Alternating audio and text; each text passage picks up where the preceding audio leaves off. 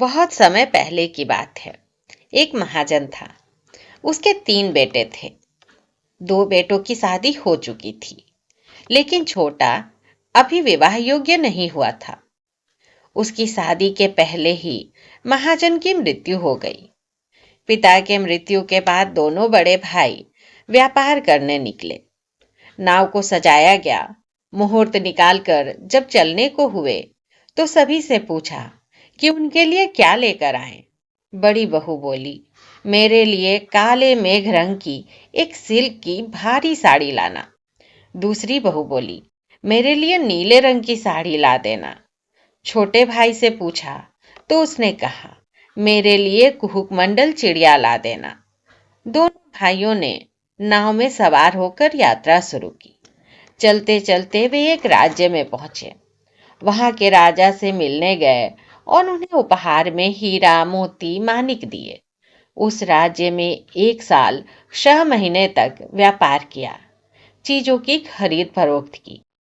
वापस लौटते समय राजा से मिलकर इजाजत ली। उसी राज्य से काले मेघ रंग की और नीले रंग की साड़ी खरीदकर अपने देश को लौटने का इंतजाम करने लगे।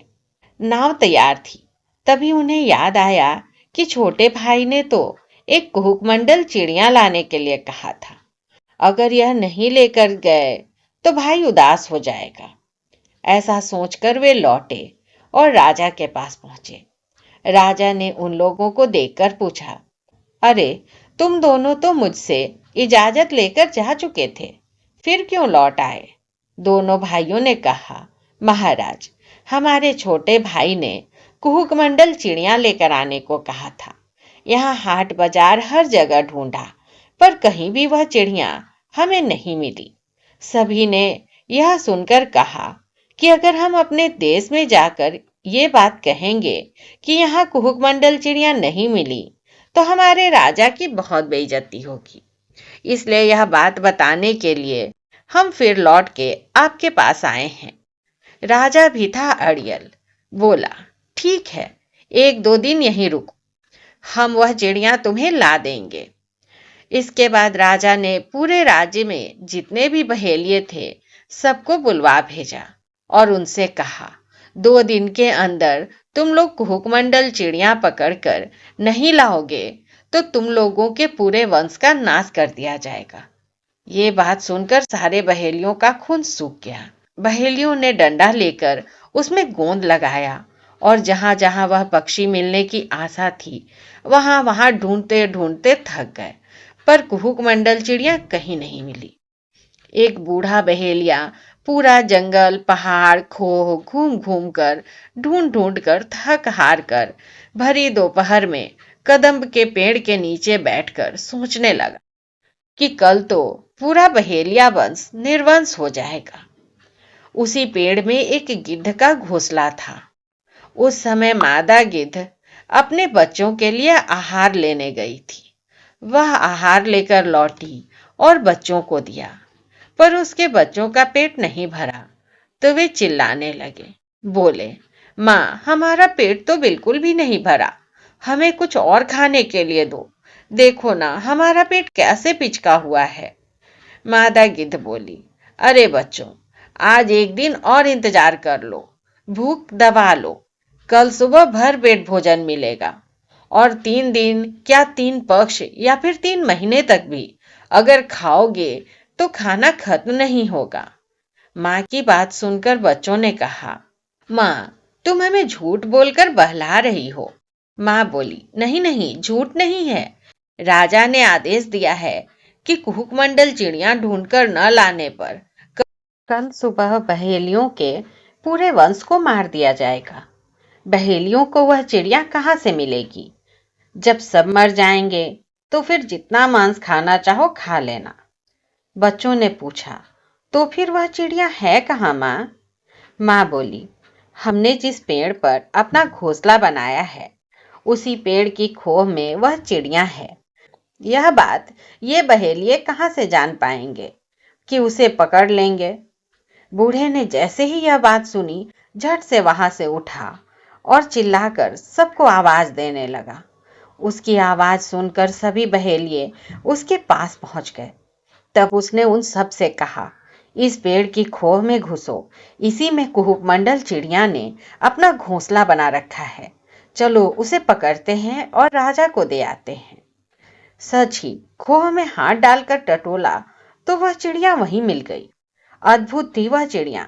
पल में कभी पतंगे की तरह छोटी हो जाती थी तो कभी गिद्ध की तरह बड़ी। बहेलियों ने उसे पकड़कर झोले में डाला और ले चले राजा के पास। राजा के पास पहुंचकर चिड़िया भेंट करके उन्होंने उन सब ने दंडवत प्रणाम किया। राजा ने चिड़िया को देखा, फिर सभी बहेलियों को सिर पर बांधने के लिए पगड़ी दी। दोनों सौदागर भाइयों को वह चिड़िया भेंट में दी। दोनों भाई खुशी के साथ नाव पर चढ़कर अपने देश रवाना हुए। नौका किनारे लगी तो दोनों बहुओं ने भाइयों की आरती उतारी।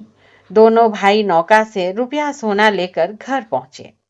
दोनों बहुओं को उनकी साड़ी दी और भाई को कुहुकमंडल चिड़िया दे दी। वह चिड़िया छोटे भाई के पास रहने लगी। एक दिन चिड़िया अपने स्वामी से बोली, आपके दोनों भाइयों ने तो ब्याह करके घर बसा लिया, परंतु आप क्यों शादी नहीं कर रहे हैं? छोटा भाई बोला, मेरे लायक लड़की ही नहीं मिली। इस बीच पिताजी का देहांत हो गया। अब मेरे लायक लड़की मिले तभी मेरा ब्याह होगा। उसकी बात सुनकर चिड़िया बोली, अच्छा तो ये बात है, ठीक है, मैं जाऊंगी और तुम्हारे लिए लड़की ढूंढ कर ले आऊंगी। महाजन का बेटा बोला, ठीक है तो तुम जाओ। चिड़िया ने उड़ते हुए सारा देश छान मारा। कहीं अगर कोई सुंदर दिव्य लड़की होती तो दिखती, तब जाकर अपने स्वामी से बताती। जब ढूंढ ढूंढ कर निराश हो गई तो 7 समंदर पार उड़ते हुए लंका के उस पार एक टापू में जा पहुंची। उस टापू में एक राजा था और उसकी एक ही लड़की थी। उस राजकुमारी के लायक वर न मिलने के कारण अब तक उसको तेल हल्दी नहीं चढ़ा था। तीनों लोकों की रूपसी कन्याओं पर राजकुमारी का रूप भारी पड़ रहा था। सच में मानो कोई अप्सरा हो। तन का रंग चंपा के फूल की तरह पीला, कोमल इतना कि छू देने पर खून निकल आए। चिड़िया ने उसे देखते ही सोचा, जैसा वर है वैसी ही कन्या है। विधाता ने मानो दोनों को एक दूसरे के लिए ही बनाया है। राजकुमारी महल की छत पर बैठकर बाल संवार रही थी। तभी वह चिड़िया रेशम की तरह चमकीले तोते का रूप धरकर राम का नाम लेते हुए राजकुमारी से कुछ दूरी पर जाकर बैठ गई। राजकुमारी ने उसे देखा तो एक नरम खीरा लेकर उसे दिखाकर पास बुलाते हुए बोली, ओहो कितना सुंदर तोता है। चिड़िया बोली, मुझे देखकर तुम इतना मोहित हो रही हो तो मेरे स्वामी को देख लोगी तो जाने क्या हाल होगा। तुम अगर वादा करो कि पिंजरे में मुझे बंद नहीं करोगी तो मैं तुम्हारे पास आ जाऊंगी। राजकुमारी ने जब 3 बार सत्य सत्य सत्य कहा तो तोता उड़कर उसके हाथ पर जाकर बैठ गया। तब राजकुमारी ने उससे पूछा, तुम्हारा मालिक कौन है? तोता बोला, तुम जैसी कन्या के लिए विधाता ने उस जैसा वर ही तय कर रखा है। राजकुमारी का मन व्याकुल होने लगा।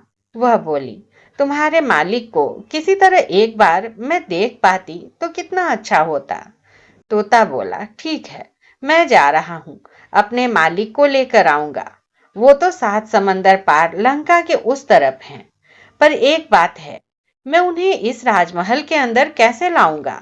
तुम पहले ऐसी जगह बताओ जहां मैं पहले मालिक को लाकर रखूं, फिर तुम जाकर उनसे मिल लेना। राजकुमारी ने उसे तालाब के किनारे मिलने के लिए कहा। तब कुहुकमंडल चिड़िया वहां से उड़ चली और उड़ते उड़ते 7 समंदर पार महाजन के बेटे के पास पहुंची और सारी बातें उसे बता दी। सब सुनकर महाजन का बेटा बोला, वह टापू तो यहाँ से न जाने कितना दूर है, मैं इतनी दूर जाऊंगा कैसे? चिड़िया बोली, बस इतनी सी बात है, तुम मेरी पीठ पर बैठो, मैं चाहूंगी तो उड़ते हुए तुम्हें एक दिन एक रात के बाद उस टापू में पहुंचा दूंगी। तब तो समस्या नहीं रहेगी ना। महाजन का लड़का पहले तो उसकी बात सुनकर सोच में पड़ गया, पर चिड़िया ने जब अपना विशाल रूप दिखाया तो वह तैयार हो गया। किसी से कुछ बोला नहीं, चिड़िया की पीठ पर बैठा और उड़ चला। चिड़िया उड़ते उड़ते 7 समंदर पार उस टापू में पहुंची। महाजन के लड़के को तालाब के किनारे बैठाकर फिर तोता बनकर राजकुमारी के पास जाकर महाजन के बेटे के पहुंचने की खबर दी। खबर सुनकर राजकुमारी उसे देखने के लिए वहां पहुंची। वहां पहुंचकर महाजन के लड़के को देखते ही वह उस पर मोहित हो गई। वहां से लौटकर एक कमरे में आकर लेट गई। किसी से कुछ बात नहीं किया।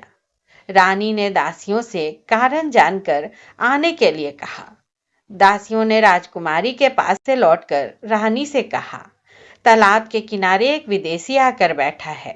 राजकुमारी का उससे ब्याह नहीं कराएंगे तो वह अपने प्राण त्याग देगी। यह बात राजा के कानों में पहुंची। राजा करते भी क्या, इकलौती बेटी की बात भला कैसे टालते।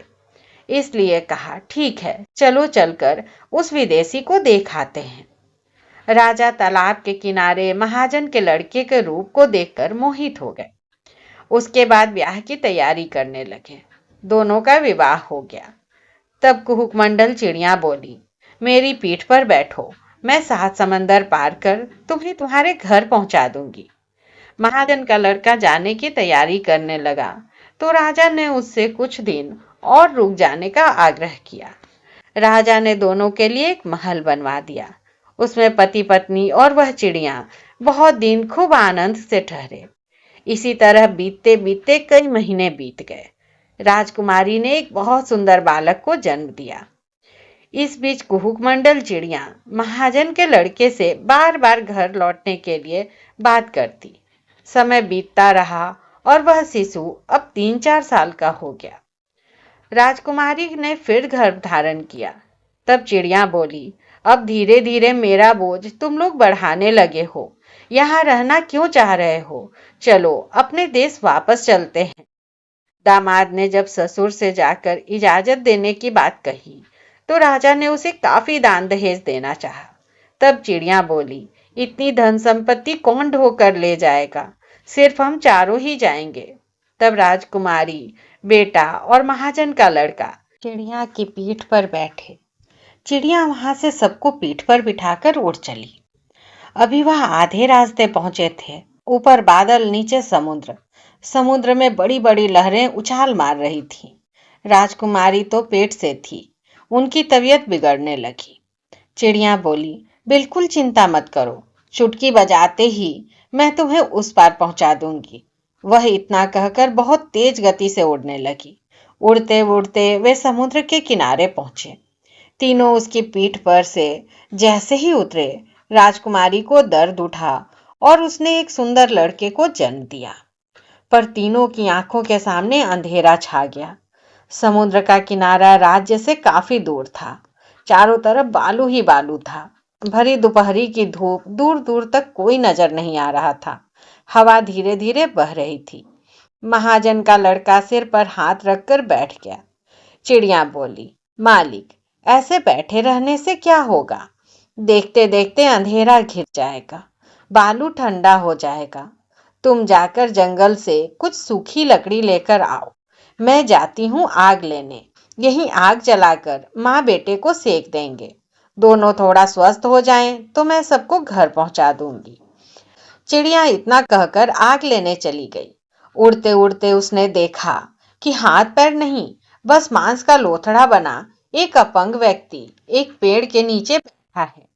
जैसे ही उस चिड़िया के पंख की हवा उसके शरीर को लगी, वैसे ही उसके हाथ पैर के घाव ठीक हो गए, उंगलियां उगाई।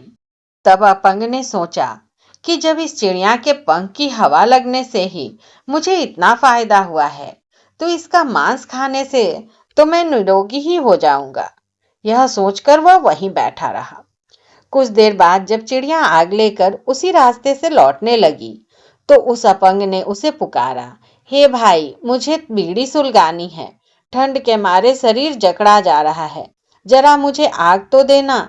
जैसे ही चिड़िया आग रखकर एक तरफ बैठी, वैसे ही उस मूर्ख ने उसे एक लाठी मार दी। चिड़िया बेचारी वहीं छटपटाकर मर गई। तब उस दुष्ट अपंग ने लकड़ी के टुकड़े को इकट्ठा कर आग लगाई और चिड़िया का पंख, पैर, सिर अलग कर उसके धड़ को आग में पकाकर खा गया और खुशी खुशी अपने घर चला गया। उधर जब महाजन का लड़का लकड़ी लेने जंगल पहुंचा, उस समय वहां के निसंतान राजा की मौत हो गई थी। राज्य के मंत्री परिषद राजहाथी के सूंड में सोने के कलश में पानी भरकर सब ओर घूमने लगे। जिसके सिर पर हाथी कलश से पानी उड़ेल देगा, उसी को राजा बनाया जाएगा। हाथी घूमते हुए जंगल पहुंचा तो वहां महाजन का लड़का उसके सामने आ गया।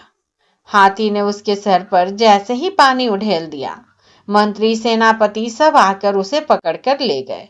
यह सब देखकर महाजन के लड़के की बोलती बंद हो गई। उसे राजगद्दी पर बिठा दिया गया। उधर राजकुमारी के पास उसका बड़ा लड़का था और छोटा बच्चा रो रहा था। अपने पति और चिड़िया के वापस लौटने का रास्ता देखते देखते उसकी आंखें पथरा गई। सांझ घिरने लगी तो राजकुमारी बड़े बेटे से बोली, तुम यहीं बैठे रहना, मैं जाकर 2-4 कपड़े धोकर ले आती हूँ। बेटा बोला, ठीक है, जाओ। राजकुमारी जाकर समुद्र के किनारे कपड़े धोने लगी। तभी किनारे पर एक जहाज रुका।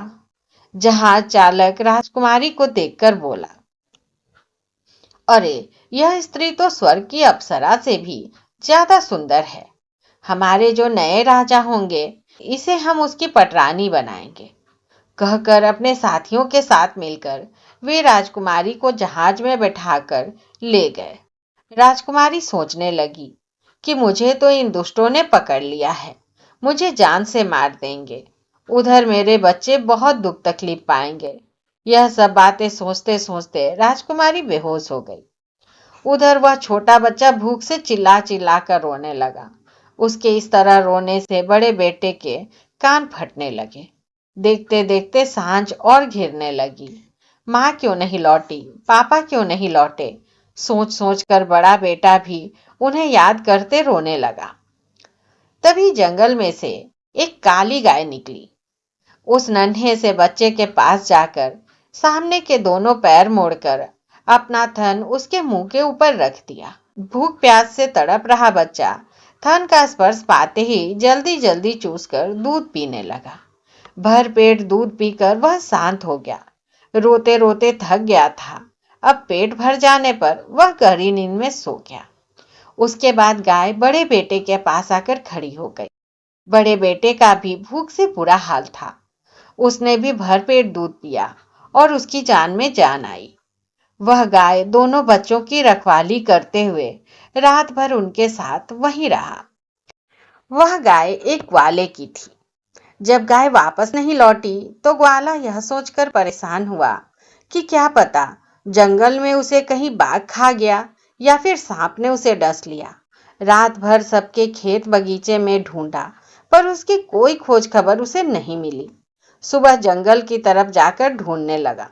ढूंढते ढूंढते समंदर के किनारे फैले बालू के मैदान में गाय को सोता हुआ पाया। उससे सटकर 2 बच्चों को भी सोता हुआ पाया। वह ग्वाला निसंतान था। सोचा, षष्ठी माँ ने तो मुझे संतान नहीं दी, इन्हीं 2 बालकों को ले जाकर अपने बेटों की तरह पालूंगा। यह सोचकर दोनों बच्चों को साथ लिया और गाय को हाँकते हुए घर पहुंचा। ग्वालिन को जाकर सारी बातें बताई। ग्वालिन दोनों बच्चों को पाकर निहाल हो गई। दोनों बच्चों को बहुत लाड प्यार के साथ हल्दी चंदन लगाकर दूध दही घी खिलाकर पालने लगी। दोनों बच्चे बड़े लाड प्यार से पलने लगे। उधर महाजन के लड़के का राज्याभिषेक हो जाने के बाद जहाज चालक राजकुमारी को लाकर राजा के पास पहुंचे। राजा समुद्र के उस इलाके में आदमी भिजवाकर बच्चों को ढूंढने पहुंचा जहां वह उन्हें छोड़ आया था, पर वहां बच्चे नहीं मिले। दोनों ने सोचा कि बच्चे अब जिंदा कहाँ होंगे, बाघ या भालू खा गए होंगे। माता पिता दोनों बच्चों को याद करके खूब रोए। राजा के दोनों बच्चे ग्वाले के घर खाते पीते बढ़ने लगे। जब दोनों का हाथ सिर को छूने लगा तो वे ग्वाले का हाथ बटाने लगे। उस राजा के घर रोज ग्वाले के यहाँ से 3 डब्बा भर दूध जाता था। एक दिन दूध लेकर राजा के यहाँ जाने के लिए ग्वाला तैयार हुआ तो बड़ा बेटा बोला, बाबा, मैं भी तुम्हारे साथ राजा के यहाँ जाऊंगा। ग्वाले ने मना किया। नहीं बेटा, तुम अभी छोटे हो, वह राजमहल है, तुम वहां क्यों जाओगे? जाने कौन क्या कह दे, कुछ कर दे, तुम मत जाओ। तब बेटा बोला, कभी तुम्हें सुविधा न हो और तुम नहीं जा पाओ, तो यदि मैंने पहले से राजा का घर देखा होगा तो तुम्हारी जगह दूध पहुंचाऊंगा। उसकी बात सुनकर ग्वाला उसे अपने साथ ले गया। गरीब के घर में जैसे हीरा हो, उसी तरह ग्वाले के यहाँ इतना सुंदर लड़का देखकर सभी आश्चर्य करने लगे। उस बालक को देखकर जाने क्यों राजा का मन व्याकुल सा होने लगा। उसके मन में खून का मोह जागा। तो उन्होंने ग्वाले से कहा, हे ग्वाले, क्या तेरा यह बालक मेरे यहाँ नौकरी करेगा? तब ग्वाले ने कहा, महाराज, ये तो बच्चा है, अभी तो उसे अपनी धोती में गांठ लगाना भी नहीं आया है, ये आपके यहाँ नहीं चल पाएगा। राजा ने कहा, अरे हम उसकी हर भूल चूक में उसे सिखाते हुए उससे काम निकलवा लेंगे। ग्वाला यह बात सुनकर रो पड़ा। लड़का बोला, बाबा, तुम इतने परेशान क्यों हो रहे हो? तुम तो हर दिन दूध लेकर राजमहल आओगे ही, तब तुम मुझसे भेंट कर लेना। राजा ने जब कहा है तो उनको क्यों मना करोगे? तब ग्वाले ने हामी भर दी। ग्वाला हर दिन दूध लेकर आता, बेटे से हालचाल पूछ लेता, घर जाकर बेटे के कुशल मंगल की खबर ग्वालिन को देता। इसी तरह कुछ दिन बीत गए। तब एक दिन छोटा लड़का बोला, बाबा, मैं भी तुम्हारे साथ आज राजमहल जाकर भाई से मिल आता हूँ, मेरा मन बहुत व्याकुल हो रहा है। ग्वाला बोला, भाई गया तो राजा ने वहीं उसे रख लिया, अगर तू भी उधर रह जाएगा तो हम माँ बाप दोनों अंधे हो जाएंगे। फिर भी तू चाहता है तो चल। बाबा के यह कहने पर छोटा बेटा तैयार होकर साथ चला। राजा ने उसे देखा तो फिर उसका मन व्यग्र होने लगा। राजा रानी दोनों बच्चों को देखकर अपने दोनों बेटों की याद करके खूब रोए।